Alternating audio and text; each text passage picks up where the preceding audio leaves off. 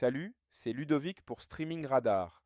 Aujourd'hui, on décortique le GP Explorer 3 de Squeezie. C'est plus qu'une course, c'est le signal que le rapport de force entre la vieille télé et les créateurs de contenu est définitivement inversé. L'info la plus marquante? Le pic à 1,4 million de spectateurs simultanés sur Twitch, un nouveau record français. Malgré la diffusion en direct sur France 2, la télé est devenue l'amplificateur, pas le boss. Bon, soyons clairs, le GP Explorer 3, c'est plus du streaming bedroom. C'est une production professionnelle à 10 millions d'euros. C'est 4 fois le budget de la première édition. Pourquoi? Parce que pour la première fois, la production a mis la barre au standard. Formule 1, 24 caméras embarquées synchronisées, 24 canaux radio. Le truc est tellement costaud que la plateforme France.tv a pu proposer tous les angles de vue en direct. En gros, Squeezie et ses équipes ont mobilisé 5000 personnes pour une production qui n'a rien à envier aux grands événements sportifs traditionnels. Fini l'impro, bonjour les standards broadcast. Mais le vrai séisme, c'est ça. France Télévisions paie des droits pour diffuser un événement que le créateur contrôle de A à Z.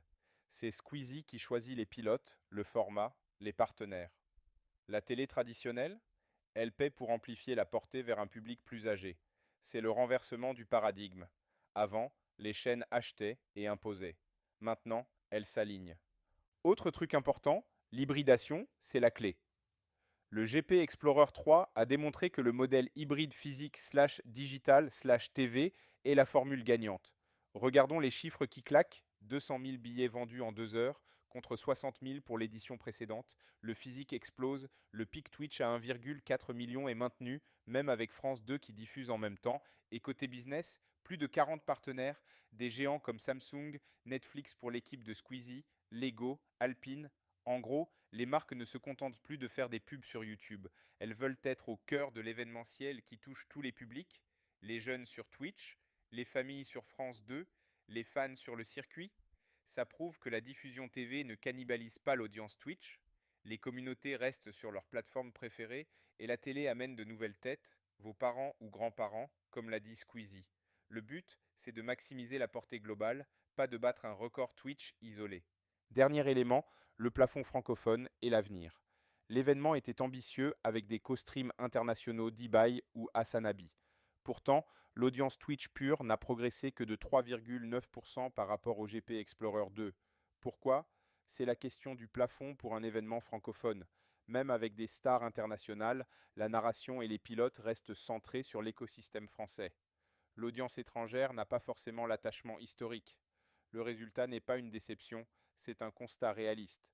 Pour percer à l'international, soit il faut devenir un phénomène mondial comme la Velada d'Ibai, soit il faut s'associer à la télé pour aller chercher une audience totale gigantesque. Et l'avenir? Squeezie a annoncé la fin de la trilogie, mais pas la fin du concept. Il veut lancer une sorte de ligue ou académie pour aider les jeunes pilotes de F4 sans moyens financiers. L'objectif? Que les créateurs construisent un pipeline de talents dans un sport traditionnellement élitiste.